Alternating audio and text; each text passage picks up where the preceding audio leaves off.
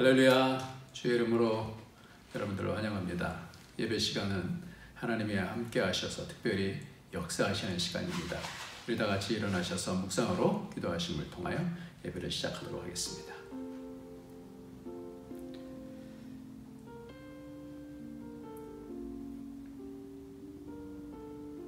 너희가 내 안에 거하고 내 말이 너희 안에 거하면 무엇이든지 원하는 대로 구하라. 그리하면 이루리라. 너희가 열매를 많이 맺으면 내 아버지께서 영광을 받을 것이요 너희는 내 제자가 되리라. 아멘.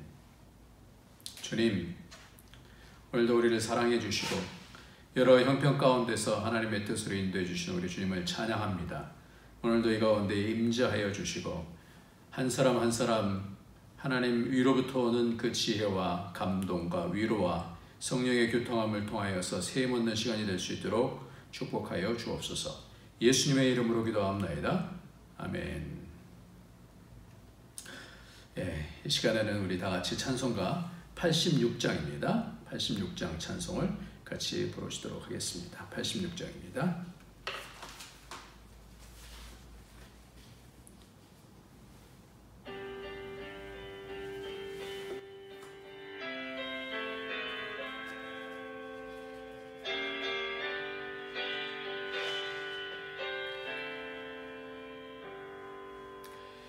내가 늘 의지하는 예수 나의 상처 입은 심령을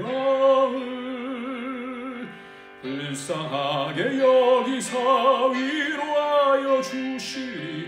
미쁘신 나의 좋은 친구 내가 의지하는 예수 나의 사모하는 친구 나의 기도 들으사 응답하여 주시니. 미쁘신 나의 좋은 친구 주의 손 의지하고 살게 나를 해할 자가 없도다. 주님 나의 마음을 크게 위로하시니. 미쁘신 나의 좋은 친구 내가 의지하는 예수 나의 사모하는 친구 나의 기도 들으사 응답하여 주시니. 미쁘신 나의 좋은 친구 내가 요단강 건너가니 마음이 두려워서 떨 때도 주가 인도하시니 어찌 두려워하랴. 미쁘신 나의 좋은 친구 내가 의지하는 예수 나의 사모하는 친구 나의 기도 들으사 응답하여 주시니. 미쁘신 나의 좋은 친구 이후 천국에 올라가서 모든 성도들과 다 함께 우리들을 구하신 주를 찬양하리라. 미쁘신 나의 좋은 친구 내가 의지하는 예수 나의 사모하는 친구 나의 기도 들으사 응답하여 주시니. 미쁘신 나의 좋은 친구.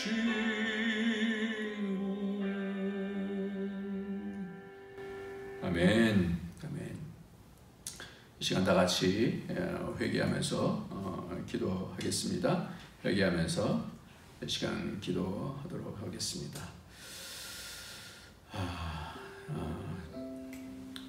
다 같이 동성으로 기도합시다.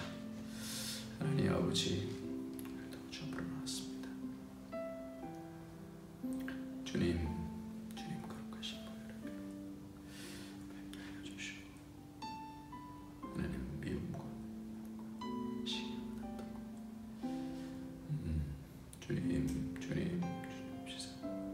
시선 주시고 주님 점점 주님 가까이하시고 주님 축복하여 주시옵소서. 주님 정결케 하여 주시고 정결한 영심과 하나님 정직한 영을 통하여 주시옵소서. 존귀하신 하나님 아버지, 오늘도 우리를 늘 두 팔 벌려서 맞아주시고 우리의 죄를 당신의 귀하신 아들 예수 그리스도를 통하여서 용서하여 주시니 하나님 앞에 나온 자들을 기뻐하시고 받아주신 우리 하나님을 찬양합니다. 오늘도 그 보혈의 피로 정결케 하여 주셔서 정결한 마음 되게 하여 주시고 하나님과 교제할 수 있도록 영을 새롭게 하여 주셔서 성령으로 인도함 받을 수 있도록 이 시간을 축복하여 주시옵소서. 꺼리끼는 마음 없게 하여 주시고 하나님 앞으로 나올 때 늘 겸손하게 무릎 꿇고 하나님이 전부이신 것을 고백하며 늘 불쌍히 여겨주시기를 바라며 하나님의 뜻을 찾는 시간 될 수 있도록 영을 새롭게 하여 주옵소서. 예수님의 이름으로 기도합나이다. 아멘. 네, 오늘 하나님의 말씀은 마태복음입니다. 마태복음 16장 21절부터 28절까지 말씀을 시간에 같이 읽도록 하겠습니다. 마태복음 16장 21절부터 28절까지 말씀을 읽습니다. 이때로부터 예수 그리스도께서 자기가 예루살렘에 올라가 장로들과 제사장들과 서기관들에게 많은 고난을 받고 죽임을 당하고 제3일에 살아나야 할 것을 제자들에게 비로소 나타내시니 베드로가 예수를 붙들고 항변하여 이르되 주여 그리 마옵소서. 이 일이 결코 주께 미치지 아니하리이다. 예수께서 돌이키시며 베드로에게 이르시되 사단아 내 뒤로 물러가라. 너는 나를 넘어지게 하는 자로다. 내가 하나님의 일을 생각하지 아니하고 도리어 사람의 일을 생각하는도다 하시고 이에 예수께서 제자들에게 이르시되 누구든지 나를 따라오려거든 자기를 부인하고 자기 십자가를 지고 나를 따를 것이니라. 누구든지 제 목숨을 구원하고자 하면 잃을 것이요 누구든지 나를 위하여 제 목숨을 잃으면 찾으리라. 사람이 만일 온 천하를 얻고도 제 목숨을 잃으면 무엇이 유익하리요?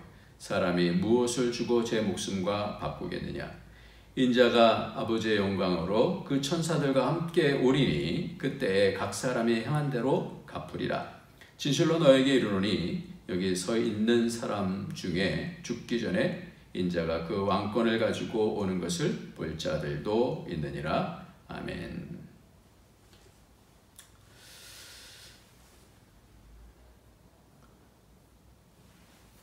우리가 가장 많이 하는 그런 기도가 아마도 하나님께서 우리와 함께하여 주시옵소서, 함께하여 주시옵소서 이런 기도를 가장 많이 할 것 같습니다. 이 함께하심, 임마누엘, 중국에서는 이마넬리 이렇게 얘기하는데 우리가 지난번에도 암송한 것처럼 두려워하지 말라, 내가 너와 함께함이니라. 하나님이 함께해 주시면 백그라운드가 하나님이시기 때문에 우리가 든든하다 이런 뜻으로 많이 이해를 합니다. 근데 요셉이 하나님과 함께 하심을 통해서 형통하였다라고 성경은 계속해서 말씀하는데 그런데 실제로는 요셉이 바뀐 게 없잖아요. 그 어려움 중에서 바뀌는 것이 없잖아요. 13년 동안 그럼 형통한 것이 도대체 뭘 말하는 것인가? 하나님이 함께 하신다고 하면 뭔가 뒤에서 백그라운드가 되어주셔서 뭔가 이 변화가 있다든지 아니면 뭔가 일이 쫙쫙 풀린다든지 이렇게 하면 하나님이 함께 해주신다라는 것을 알 수 있지만 그렇지 않고 계속해서 어려움 가운데 있었거든요. 그러면 함께 하신다는 것은 어떻게 알 수 있나요? 하나님이 어떻게 하면 함께 하신다는 것을 우리가 알 수 있습니까? 왜 함께 해달라고 이렇게 기도를 많이 합니까? 우리의 기도의 가운데서는 그 함께 해달라는 그런 기도가 내 백그라운드가 되어 주십시오 라는 그런 내용이기 쉬운데, 그럼 이 하나님께서 함께 하심으로 요셉은 형통하였다라고 하는 그 어려웠을 때 그 형통은 도대체 뭘까? 주님이 함께 하신다는 것이 도대체 뭘까? 주님께서 함께 하시면 무엇이 달라지나? 요셉은 하나님이 함께 하심을 어떻게 알았을까요?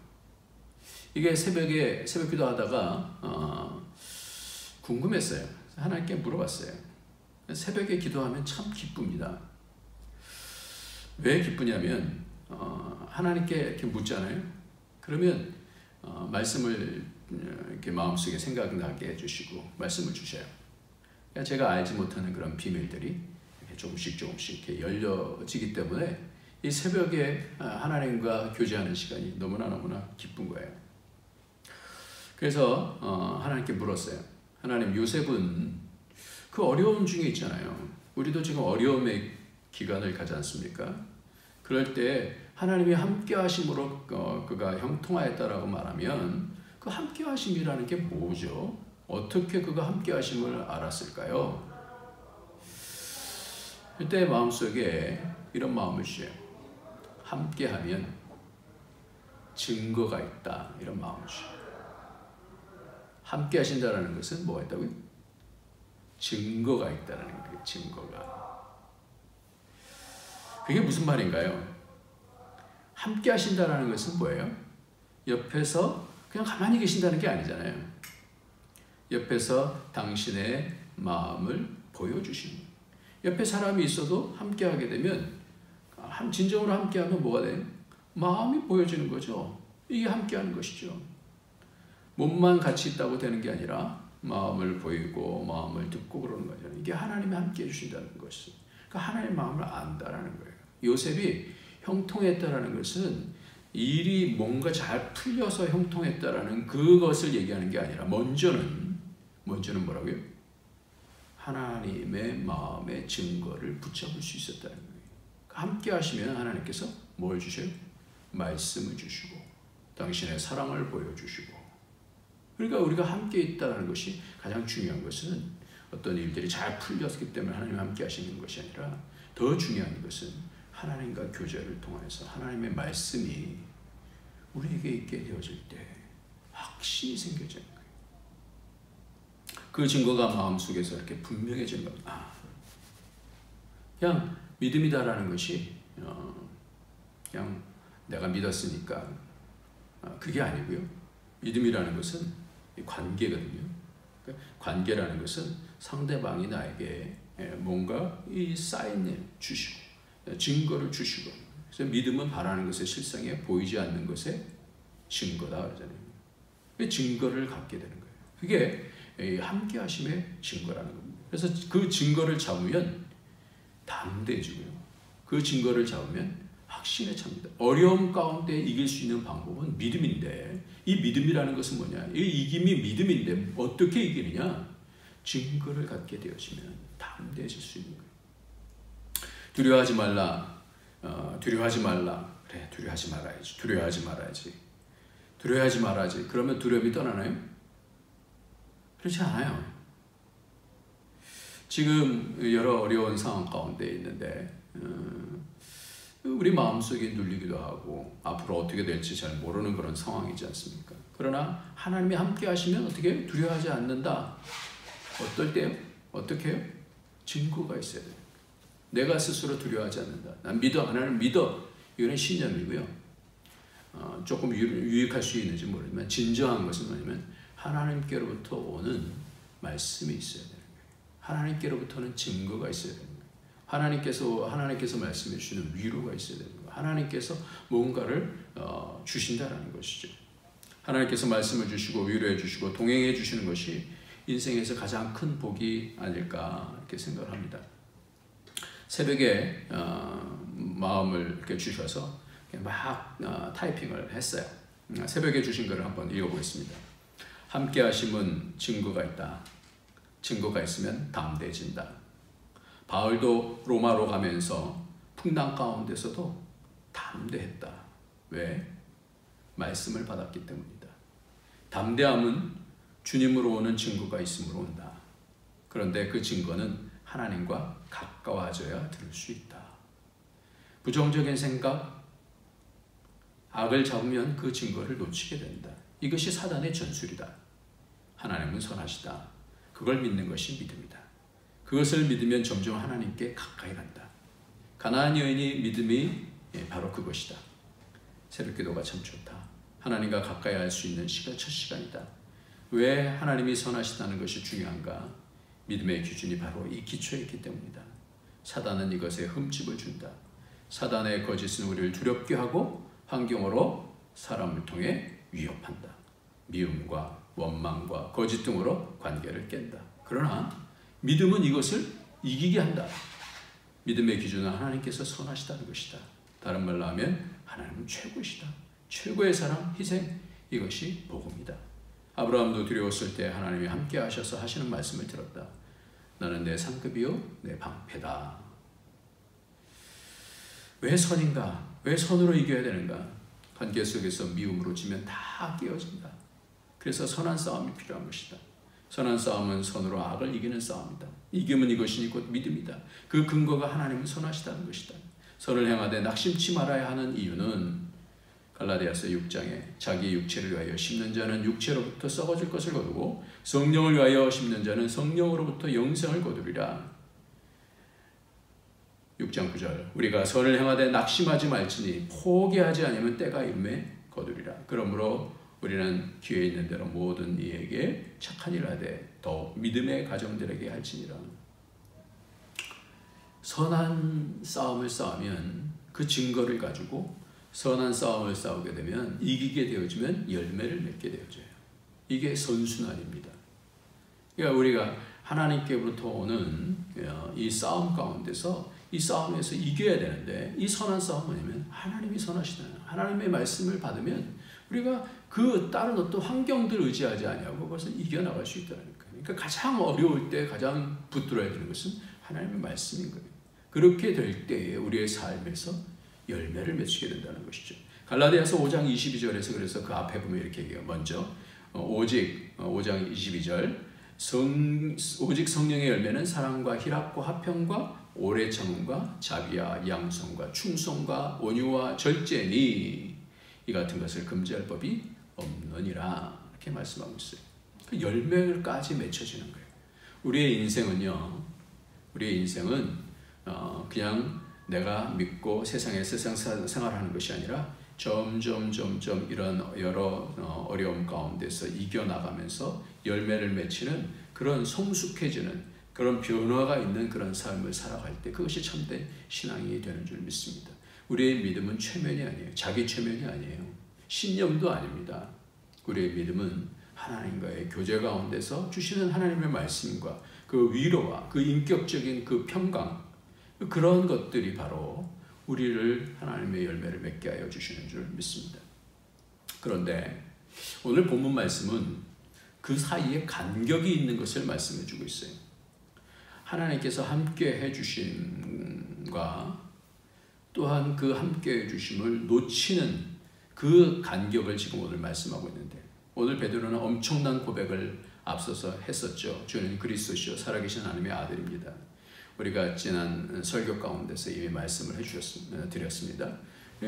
인자라는 사람의 아들로 오셔서 왕으로 처음부터 오신 것이 아니라 그리스도라고 하는 그리스도를 오시는데 먼저 하나님의 뜻을 알고 그래서 대제사장으로서 자기가 제사를 드림을 통해서 죽으시고 다시 부활하셔서 왕권을 받으시는 그런 그리스도의 순서가 있다 이렇게 말씀을 드렸죠. 그러고 나서 하나님의 아들로 선포되셨다라고 이렇게 말씀을 하고 있습니다. 그렇게 주님 앞에서 이런 엄청난 고백을 함을 통하여서 이 예수님께서 뭐냐면 바요나 시몬아 내가 복이 있도다 이를 내게 알게 하느냐는 혈육이 아니요 하늘에 계신 내 아버지시니라 그러면서 복을 받잖아요. 이 고백 위에 교회를 세울 것이다. 그리고 음부의 권세가 이기지 못할 것이다. 천국 열쇠를 내게 주겠다. 이런 놀라운 복을 이렇게 허락해 주셨는데 갑자기 어떻게 돼요? 갑자기 사단아 내 뒤로 물러가라. 오늘 말씀, 이 말씀이 이렇게 있는 거예요. 그러니까 우리 신앙은요, 하나님의 마음을 잘 잡고 그 증거를 갖고 있을 때도 있지만, 그러나 그것을 놓치고 한순간에 이렇게 놓치죠. 앞에서는 엄청난 복을 받다가 그 다음 속에는 사탄이 되어져요. 사탄아 내 뒤로 물러가라. 그렇게 꾸지람을 듣게 되어집니다.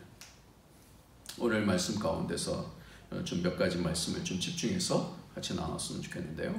오늘 21절 말씀을 한번 먼저 읽도록 하겠습니다. 같이 읽습니다. 시작. 이때로부터 예수 그리스도께서 자기가 예루살렘에 올라가 장로들과 대제사장들과 서기관들에게 많은 고난을 받고 죽임을 당하고 제3일에 살아나야 할 것을 제자들에게 비로소 나타내시니. 비로소. 이 비로소라고 하는 이 단어가 성경에서 몇 군데 나와요. 이 비로소 말씀했다라는 것은 단계를 얘기하는 거거든요. 신앙은 과정이라고 했어요. 이 신앙의 과정 가운데서 이 고백을 하니까 비로소 그 다음 스텝을 지금 말씀해 주는 거예요. 그러니까 신앙은요, 열려야 돼요. 어린 신앙에서부터 점점 하나님의 그 시간을 이해하고 하나님의 스케줄을 이해할 수 있는 그런 방향으로 나가는데, 아무렇게나 해서 열리는 것이 아니라 이런 고백을 하니까 예수님께서 비로소 뭐라 그래요? 비로소 많은 고난을 받고 죽임을 당하고 제3일에 살아나야 할 것을 제자들에게 비로소 나타내시니. 이 아르케라고 하는 이 비로소라고 하는 이 단어는요, 시작한다라는 뜻이에요. 시작한다. 그러니까 어떤 상황이 되어졌을 때야 비로소 그 비밀을 열어주신다라는 것이죠. 아무에게나 그 비밀을 열어주시지 않는 거예요.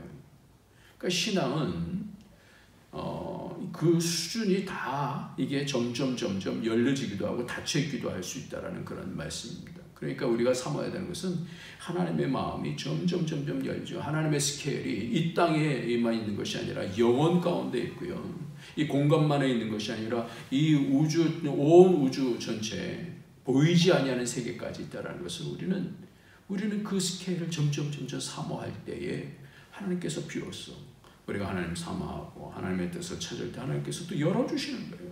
그 복이 저와 여러분에게 평생토록 있기를 예수님의 이름으로 축원합니다. 이게 비로소 열어주시는 거예요.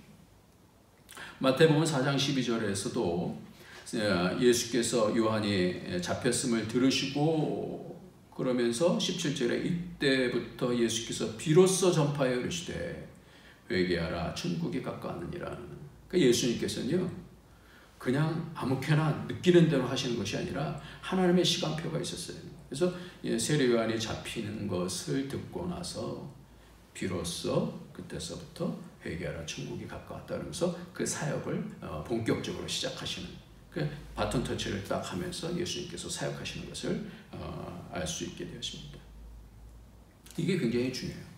예수님의 사역에 있어서 그 행적에 있어서 하나님의 그 스텝대로 한 발짝 이렇게 나가시는 거예요.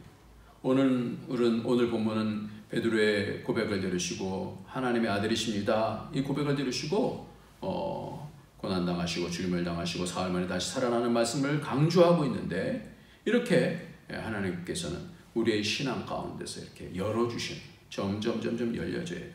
열심히 공부만 해서 성경이 열리고 영적인 세계가 열리는 것이 분명히 아닙니다. 신앙은 내 수준만이 아니라 열려야 되는 거예요. 하나님이 가르쳐 주셔야 되는 거예요. 하나님이 보여주셔야 되는 거예요. 하나님의 수준으로 점점 열려져야 되는 거예요.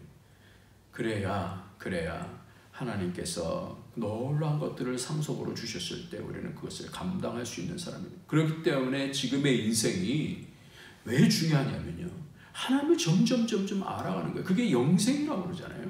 영생은 하나님과 그의 보내신 자 예수 그리스도를 아는 것이다 라고 말씀하지 않습니까? 그러니까 얼마나 이 시간이 복된 시간인지 몰라요. 하나님께서 근데 그것을 열어주셔야 돼요. 말씀을 열어주시고 영을 열어주시고, 히브리서 11장에서 믿음의 사람들은 바로 그런 고백, 삶의 고백을 믿음으로 한 사람들이에요. 정확하게 하나님 마음을 알고 그 하나님의 마음을 기쁘시게 해드린 사람들이에요. 왜? 어떻게 해요? 하나님의 마음을 알기 때문에. 담대하게. 믿음이라는 것은 그렇게 하나님의 마음을 알고 응답한 사람들이 바로 믿음은, 그러면서 말씀하는, 믿음으로 아브라함은, 믿음으로 아벨은 다 그 증거를 붙잡은 사람들이에요. 믿음은 증거를 잡는 것, 보이지 아니하는 증거를 잡는 겁니다. 그것을 잡았을 때 주님이 기뻐하신다는 거예요. 믿음이 없이는 기쁘시게 못하나니, 하나님과 마음이 통해서 하나님께서 열어주시면, 하나님 이것을 기뻐하시는 거예요. 그런 삶을 누가 뭐라 그래도 살아나가는 거예요. 그 증거가 있는 거예요. 전에 어떤 집사님이 그런 얘기를 한 적이 있어요. 여러 가지로 어수선한 그런 때 말씀이 있잖아요. 말씀이 있으면 확인할 수 있는 거 아니에요? 그렇게 말한 적이 있어요. 굉장히 중요한 일입니다. 우리가 우리를 어떻게 확인해요? 내 생각이 어떻게 옳다라는 것을 우리가 어떻게 확인할 수 있어요? 그러니까 하나님 앞에서 하나님께서 보이지 않는 것들을 열어줄 때나 하나님의 마음이 있는 거예요. 그런데 오늘 말씀을 보면 그렇게 증거를 잡고 고백한 베드로가 어떻게 됩니까? 뭐라 그래요? 22절 한번 같이 읽겠습니다. 베드로가 예수를 붙잡고 항변하여 이르되 주여 그리 마옵소서, 이 일이 결코 죽게 미치지 아니하리이다. 그러니까 예수님께서 돌이키시면서 어떻게, 사탄아 내 뒤로 물러가라. 항변했다는 단어는 뭐냐면 예수님을 마치 훈계하듯이 꾸짖는 거예요. 마태복음 8장 24절에 바다를 꾸짖으시냐 할 때 이 단어가 그대로 써요. 에피티마오라고 하는 데인데, 그러니까 꾸짖는 거예요. 앞에서 칭찬을 받았다는 거예요. 어땠을까요?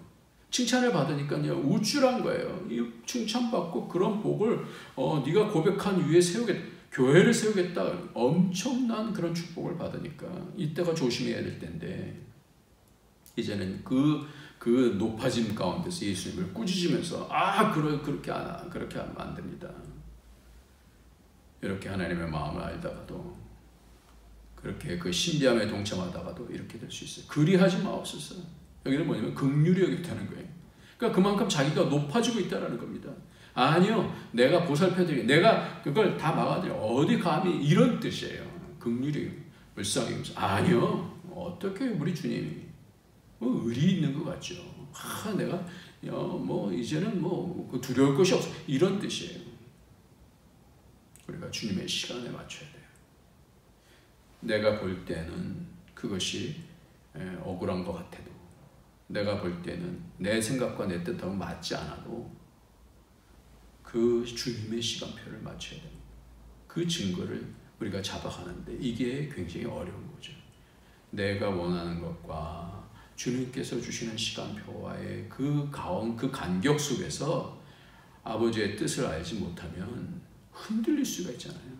그러니까 너는 나를 넘어지게 하는 자로다. 예수님께서 이렇게 말씀하는 거예요. 사탄아 내 뒤로 물러가라. 갑자기 사탄이 됐나요? 예수 그리스도를 하나님의 아들이라고까지 한 베드로는 어떻게 주님의 길을 막는 자가 됐나요? 사단은 멀리 있지 않습니다. 사단에게 이용당하는 것도 멀리 있지 않습니다. 누가복음 22장 31절부터 보면 시몬아 시몬아 보라 사탄이 너희를 밀가부르듯 하려고 요구하였으나 청구했다라는 거예요. 그러나 내가 너를 위하여 내 믿음이 떨어지지 않기를 기도하였노니 너는 돌이킨 후에 내 형제를 굳게 하라. 이때도 그가 말하되 주여 내가 주와 함께 오게도 죽는데도 가기를 각오하였나이다. 이르시되 베드로야 내가 내게 말하노니 오늘 닭 울기 전에 내가 3번 나를 모른다고 부인하리라 하시니라. 실제로 그가 3번 부인하면서 닭이 우는 것이 시작됐다, 이렇게 성경을 보면 그렇게 되어 있어요. 닭이 부인하니까 닭이 울었다, 닭이 울기가 시작됐다, 그렇게 성경은 그렇게 되어 있어요. 사탄아 내 뒤로 물러가라. 그래서 베드로가 사탄이 된 거예요? 그건 아니죠. 그럼에도 불구하고 갑자기 그 안에서 사탄이 어떻게 들어가는 거예요. 역사하는 거예요. 여러분들 제가 지난주에 그것이 알고 싶다 이 방송을 봤는데 이 신천지에 대한 그 뿌리부터 굉장히 잘된 방송이에요. 여러분들 꼭 한번 봤으면 좋겠어요. 이단의 역사의 그 줄기를 쭉 이렇게 얘기를 하는데 이 이만희가 왜 이런 지경까지 왔나, 왜 어떤 것을 잡다가 여기까지 왔나, 그걸 보여주는 내용이에요. 박태선이 있었던 그 박태선 신앙촌, 거기서부터 장막성전이라고 하는 유주열, 그리고 그 다음에 이 신진. 근데 그 앞서서 말하는 그런 모든 그 이단들이 사람들을 얼마나 많이 미혹하는지 몰라요. 그래서 신앙촌이라고 소사에 지금 부천이죠. 엄청난 그런 그 사람들을 모았지 않습니까? 그런 가운데서 이렇게 잘 잡아야 되는데, 이 사람들이 다 시한부 종말론에 이렇게 연결되어 있는 거예요. 그래서 언제까지, 그러니까 구원받기 위해서 그것을 떠나지 못하고, 그래서 그런 모든 방법들을 거기서 다 체득해 한 거예요. 그 가운데서 유주열이라는 사람이 나오는데 인터뷰를 요청했는데 이 시한부 종말론을 자기가 자신을 스스로 믿었던 것 같아요. 그 장막성전을 통해서 그렇게 사람들을 모아놓고 언제 어떻게 해서 종말이 온다라고 이렇게 얘기를 했는데 안 온 거예요. 그 미국으로 실패해서 종말론이 실패해서 미국으로 떠났는데, 그러면서 인터뷰를 요청했더니 하는 얘기가 그래요.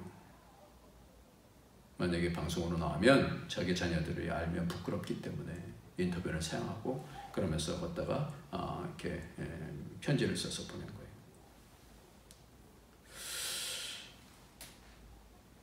오늘 본문이 바로 이 부분을 말씀하고 있는 것 같아요. 바로 어느 한순간에도 뭐가 있어요? 사탄이 틈탈 수 있다는 거예요. 사탄이 베드로한테도 금방 틈타게 되지 않습니까? 이 핵심을 말씀하고 있어요. 사람의 생각을 잡는 거예요.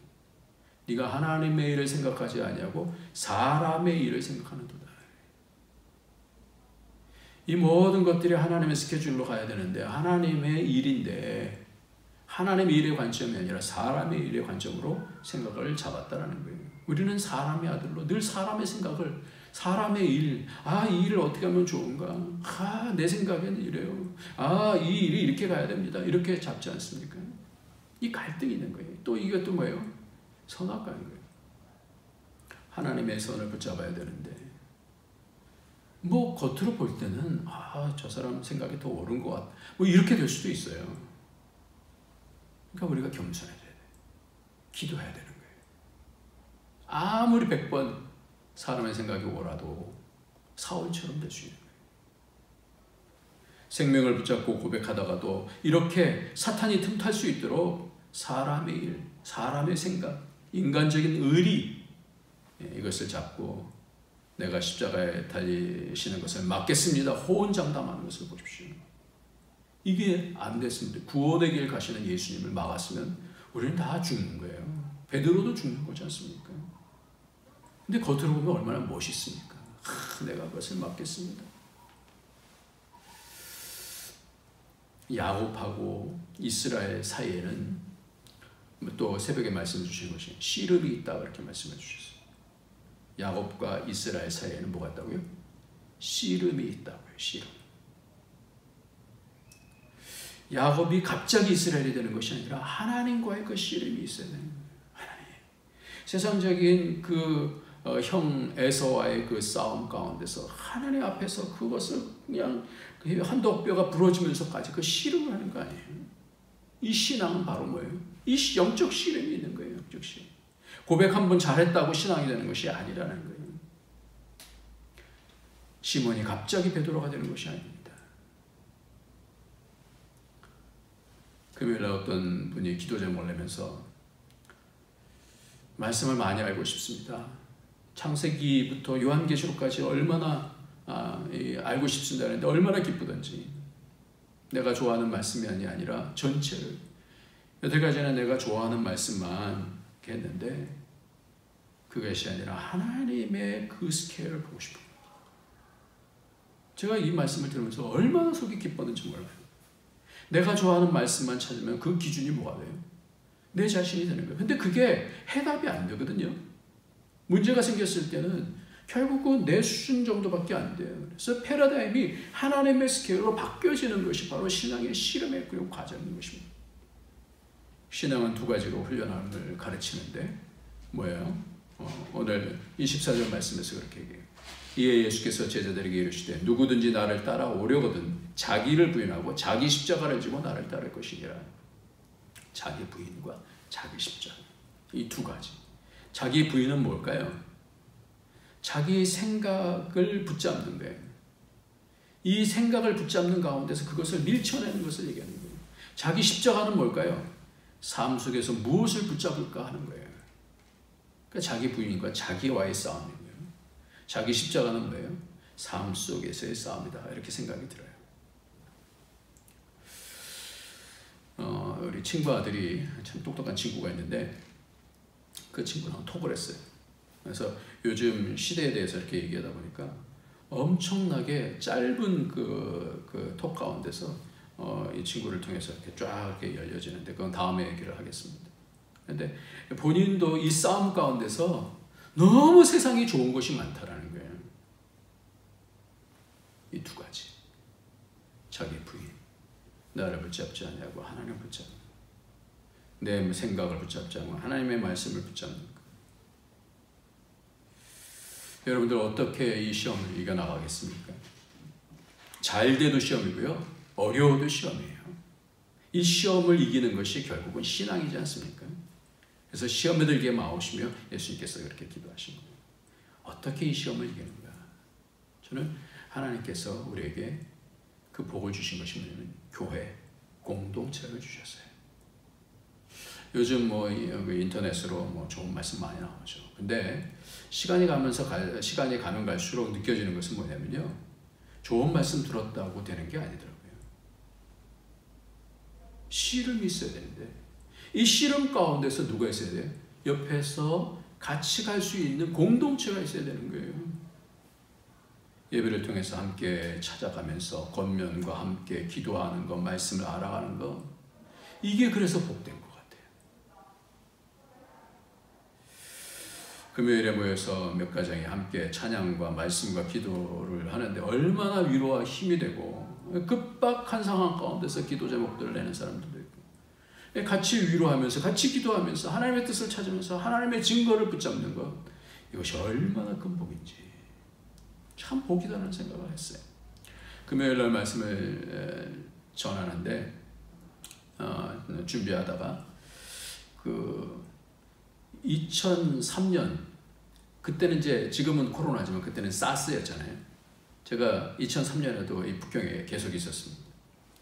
2003년 사스에 대한 글을 읽었어요. 그때 중국에서 교민들이 어떻게 이겼을까?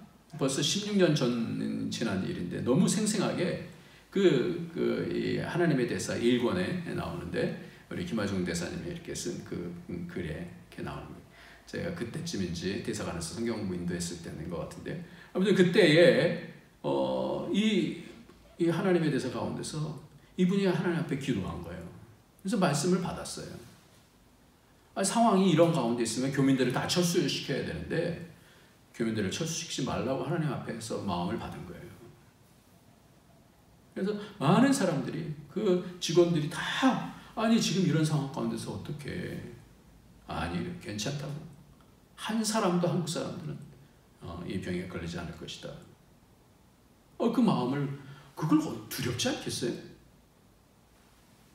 근데 그것을 통해서 기도하면서 하나님께서 받은 말씀을 꼿꼿이 지키니까 하나님께서 그것을 통해서 이 중국을 또 여러 가지로 또 위로하고 하나님께서 높이시는 거예요. 최장수 대사 6년 몇 개월을 합니다. 대통령이 3번 바뀌는데도 불구하고 안 바뀌고 최장수 대사가 되어집니다. 왜 그래요? 그 어려움 가운데 사람의 생각 붙잡지 않냐고 하나님께 기도하는 이분이 하루에 2시간 반씩 기도하는 거예요. 저는 참 도전이 돼요. 하나님의 뜻을 받는 거예요. 하나님께 가까이 해야 하나님이 가르쳐 주시더라고요. 하나님을 경외해야, 하나님을 존중하면 가까이면 가까이 할수록 더 분명한 증거를 주시는 거예요. 이때 왜 공동체가 지금 필요할까요? 함께 기도하면서 하나님의 뜻을 찾아서 그것을 나눌 그 공동체가 이 시기가 너무너무 필요한 겁니다. 세상은 모두 아니 기독교인들이라고 할지라도 자기 생각을 다 붙잡아요. 말씀과 기도 없이 하나님의 생각을 붙잡을 수 없기 때문에 그래요. 그래서 이 실험, 이 훈련이 우리 인생에서 가장 중요한 순간들인 줄 믿습니다. 세상에서 성공하는 것이 이것이 영원한 것이지 않지 않습니까? 우리는 이 과정, 코로나의 과정을 넘어서 우리 인생의 과정에서 주님의 사람으로 지금 어떻게 해요? 바뀌어가는 복의 기간이 이때의 씨름 가운데서 바뀌더라고요. 씨름 가운데서 인격이 바뀌지 않으면 자기예요, 그냥 남는 게. 아브라함도 바뀌고 다윗도 바뀌었어요. 요셉도 바뀌고 다 선이신 하나님과 그 생각을 잡고 씨름한 사람들이에요. 세상에는 기준이 없습니다. 다 자기 생각이 옳습니다. 앞으로 더 그렇게 갈 거예요. 이때 하나님의 생각을 붙잡는 사람이 세상을 살릴 수 있습니다. 이명남이라는 분이 뭉치라는 책을 썼는데, 이 뭉치는 버려진 아이들이 그리운 엄마를 칭하는 은어라고 합니다. 경찰 출신의 아버지와 평범한 어머니 사이에서 출생을 했는데요. 아버지가 도박 중독으로 파면을 당하고 또 심한 폐병으로 앓게 되면서 불행이 찾아오게 됩니다. 미신을 신봉하던 아버지는 지나가던 승려가 이 집에는 아버지나 아들 둘 중에 한 사람이 죽어야 다른 한 사람이 산다, 이런 말을 하자 그 말을 그대로 믿은 거예요. 5살이 되던 어느 날 자다가 목이 아파서 깨어보니 아버지가 자기를 목을 천장에 매갖고 달고 있는 거예요. 그것을 엄마가 보고 뛰어들어와서 말려서 간신히 목숨을 건지게 됩니다. 7살 되던 해에 엄마의 손을 잡고 서울역에 갔다가 여기 앉아있어, 엄마가 빵 사가지고 올게 하며 가셨는데 3일을 지나도 엄마는 오지 않는 거예요. 울고 또 울다가 지쳐서 거기서 불황인의 무리에 섞여서 구걸하면서 쓰레기를 뒤지면서 엄마를 찾아 전국을 방황합니다. 그러다가 불황아 일제 단속 기간에 걸려서 경기도 선감도 불황아 수용소에 갇히게 됩니다. 생지옥 같은 것을 빠져나가기 위해서 3년 동안 7번씩도 그때 바다를 헤엄쳐 탈출합니다.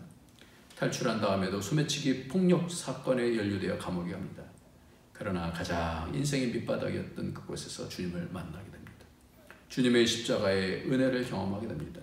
누군가 집어넣어준 성경을 읽다가 성경을 통해서 살아계신 하나님을 만났는데 그를 변화시킨 말씀이 시편 27편 9절 10절이에요. 나의 구원의 하나님이시여 나를 버리지 마시고 떠나지 마소서. 내 부모는 나를 버렸으나 여호와는 나를 영접하시리이다. 이 말씀이 자기에게 주어지는 말씀으로 부딪혀온 거예요. 내 부모는 나를 버렸지만 이 보잘것없는 죄인도 하나님은 사랑하셔서 나를 붙들어 주시고 주님께서 십자가에서 나의 죄를 담당해 주시고 영접해 주셨구나 이렇게 깨닫게 되어집니다. 눈물을 흘리면서 하나님을 아버지라고 부르며 기도하는데 성령이 임한 거예요. 방언이 터져 나오고 감옥에서 나와서 그토록 보고 싶었던 어머니를 찾게 되어집니다. 아버지는 이미 벌써 돌아가시고 어머니를 만나 어머니를 다 용서하게 됩니다. 하나님의 은혜 가운데서 아름다운 아내를 만나 결혼하고 자녀를 두게 됩니다. 목사님의 도움으로 신학교에 입학해서 목회자의 길을 가게 됩니다. 이분은 많은 불신자들을 주님께 인도하고 있습니다. 이런 고백을 해요. 18년을 어머니를 찾아 나선 끝엔 주님께서 기다리고 계셨어요. 아이러니하지만 지금 생각해보면 애초에 제가 찾아 나섰던 것은 어머니가 아니라 주님이었습니다. 돌고 돌아온 인생 광야길에 답은 주님밖에 없다는 것을 알게 되었고 주님은 모질게 버려진 제 인생을 감싸주셨습니다.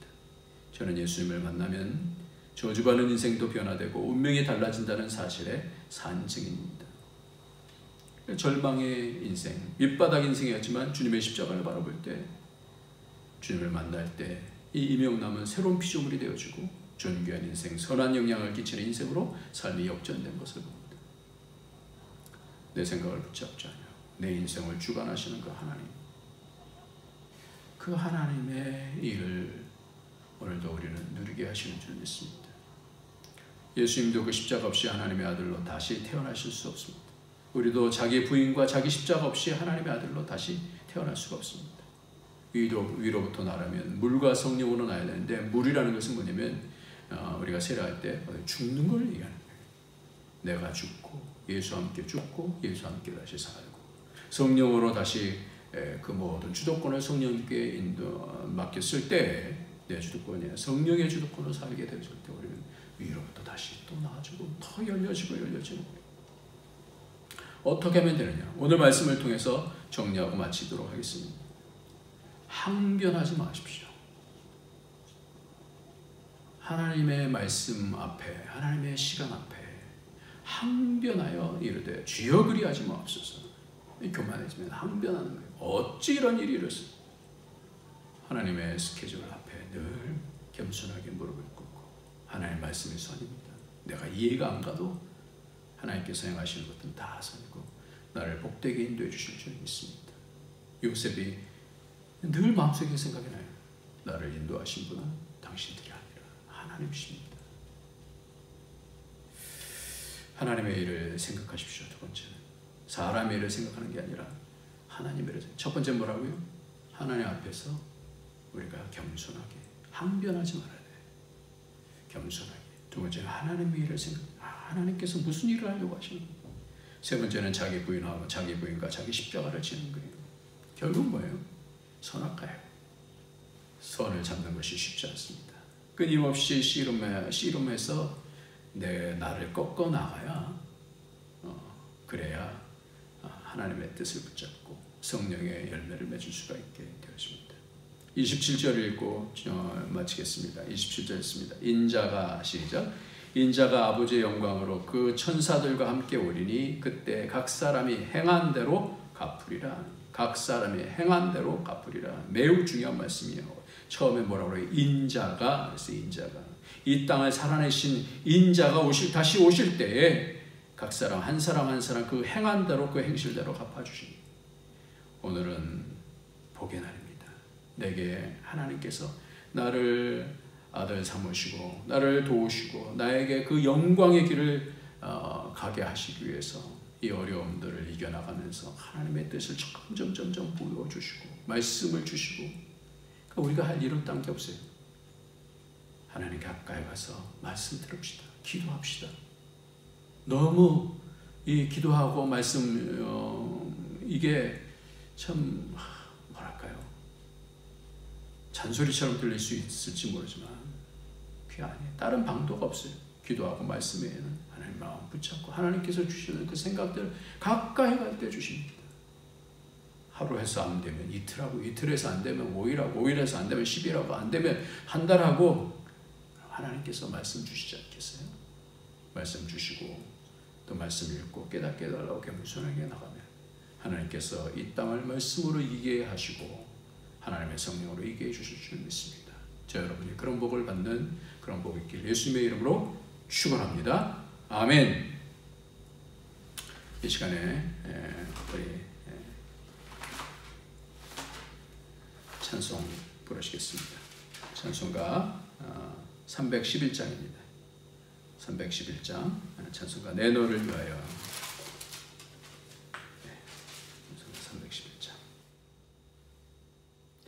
내 너를 위하여 몸버려 피 흘려 내 죄를 속하여 살 길을 주었다.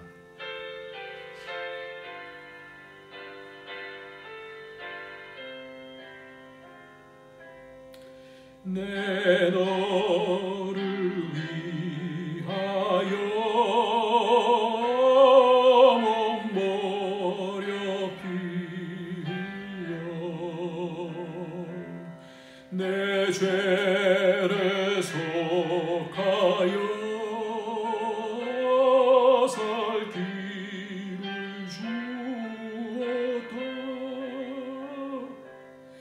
널 위해 몸을 주건만 너무 주느냐. 널 위해 몸을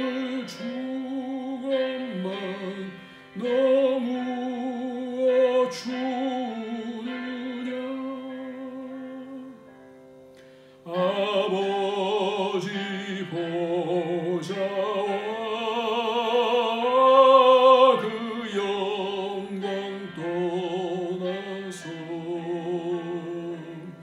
밤 같은 세상에 만 백성 구하려 내 몸을 희생했건만 너무 어떠느냐 내 몸을 희생했건만 너무 어떠느냐 죄종에 빠져서 영 죽을 인생을 구하여 주려고 나 피를 흘렸다 내 죄를 대속했건만 너무 어떠느냐 내 죄를 대속했건만 너무 어떠느냐 한없는 용서와 참사랑 가지고 세상에 내려와 값없이 주었다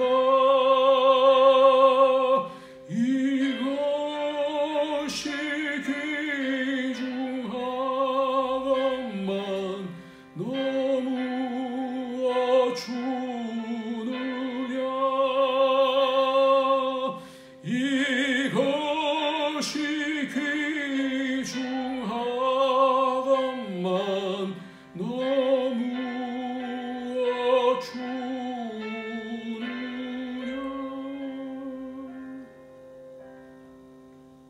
기도하겠습니다.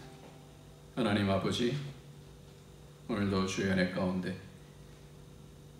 예배드리며 주의 말씀 받고 기도 가운데 하나님과 교제하며 성령으로 이겨나가기를 소망하오니 주님, 우리를 정결케 하여 주시고 우리의 귀가, 우리의 입술이, 우리의 마음이 정결케 되게 하여 주시고 하나님의 뜻을 다 채받아서 이 땅에서 씨름 가운데 이겨나갈 수 있도록 성령으로 축복하여 주시옵소서. 예수님의 이름으로 기도합니다. 아멘. 이제는 우리 주 예수 그리스도의 무한하신 은혜와 독생자 아낌없이 주신 하나님의 그 크신 사랑과 성령의 교통교제에 충만 인도하시니 오늘도 어려움의 시기를 살아가지만 하나님 말씀 붙잡고 하나님 나라를 이 땅에 세우기 위해서 헌신하고 헌물을 드리고 또 하나님 앞에 우리의 삶 가운데 기뻐하며 하나님께 점점 더 하나님께 나가기를 원하는 주의 모든 권속들 머리 위에 그 가정에 그 하는 모든 일들 위에 우리 북경 안디옥 교회 위에 이제로부터 영원토록 함께 있을지어다. 아멘.